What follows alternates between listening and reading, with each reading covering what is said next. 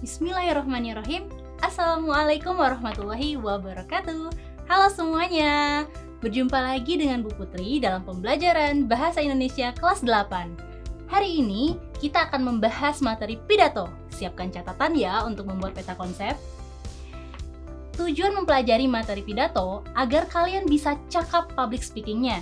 Bu Putri yakin ada di antara kalian yang nanti di masa depan menjadi pembicara yang hebat. Amin. Coba ingat lagi waktu kalian mula masuk SMP, pasti ada kegiatan masa pengenalan lingkungan sekolah atau MPLS kan? Nah, pasti ada sambutan dari kepala sekolah akan kedatangan kalian.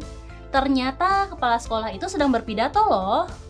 Wah, berarti secara tidak langsung kalian pernah mendengar atau bahkan melakukan kegiatan pidato ya? Agar lebih jelasnya, kita simak materi berikut yuk. Pidato adalah pengungkapan pikiran dalam bentuk kata-kata yang ditujukan kepada orang banyak. Disebut juga penyajian lisan kepada sekelompok massa. Bentuknya bisa menyatakan selamat, menyambut kedatangan tamu, memperingati hari-hari besar tertentu, dan berbagai bentuk kegiatan lainnya. Istilah lain pidato ada 3. Khotbah, bentuk pidato yang identik dengan penyampaian agama. Biasanya disampaikan di tempat-tempat keagamaan seperti masjid atau gereja. Ciri-cirinya tentu saja banyak menggunakan istilah-istilah keagamaan, mengutip ayat-ayat dari kitab suci, menguraikan kisah nabi, rasul, atau orang-orang suci, dan berisi ajakan untuk bertakwa kepada Tuhan. Ceramah merupakan jenis pidato yang isinya berkenaan dengan masalah pendidikan atau ilmu pengetahuan. Ketika gurumu sedang menyampaikan materi pembelajaran, sesungguhnya ia sedang berceramah. Biasanya pendengar diperkenankan untuk bertanya, baik ketika sedang berlangsung atau setelah ceramah itu selesai. Namun, pertemuan dengan skala besar seperti seminar, pertanyaan saat ceramah disampaikan di akhir setelah moderator mempersilahkan. Sambutan sering disebut pidato penerimaan. Dalam hal ini, pembicara menyambut gembira atas pelaksanaan suatu kegiatan atau acara. Misalnya, OSIS mengadakan perlombaan gerak jalan santai dalam rangka memperingati Hari Lingkungan Hidup.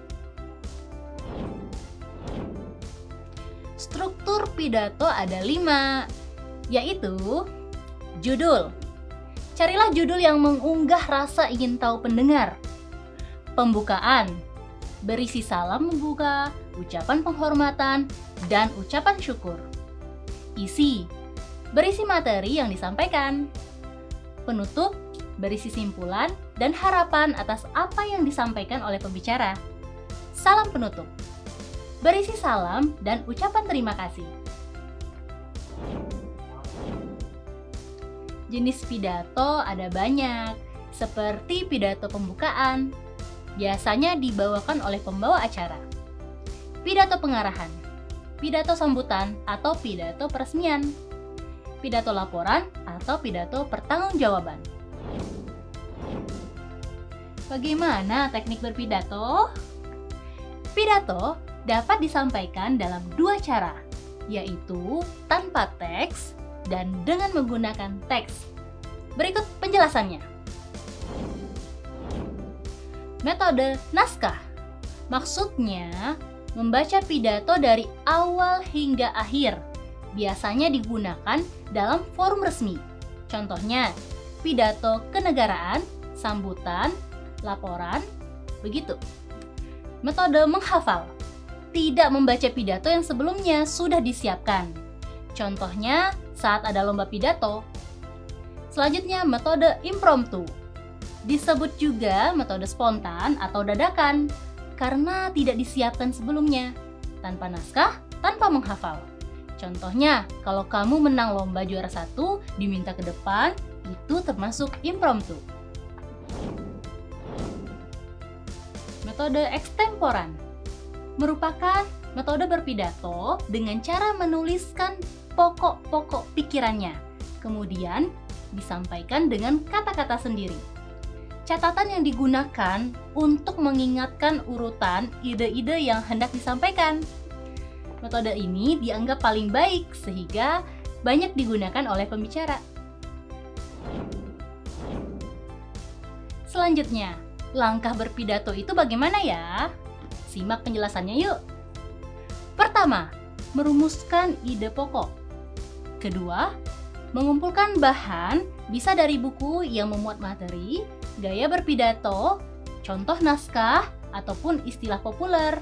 Juga bisa humor-humor yang relevan. Ketiga, melakukan pemilihan materi.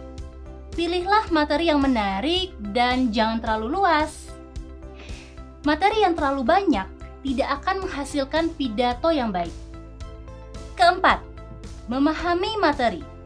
Penting menguasai materi pidato berdasarkan pikiran yang logis. Kelima, latihan berpidato. Bisa sekali nih Ananda latihan di depan cermin ya. Bu Putri akan jabarkan tips mengenai pidato. Mulailah dengan tenang, pikirkan sesuatu yang positif untuk melenyapkan rasa takut. Berusaha menarik perhatian pendengar dengan melakukan kontak mata. Sampaikan pidato dengan jelas dan tegas. Kemudian, gunakan ekspresi dan mimik wajah. Hindari sikap menggurui, jadi sikapnya jangan seperti orang sombong ya. Tutuplah pidatomu dengan baik. Ucapkan terima kasih kepada pihak yang telah memberikan bantuan dan dukungan. Bagaimana?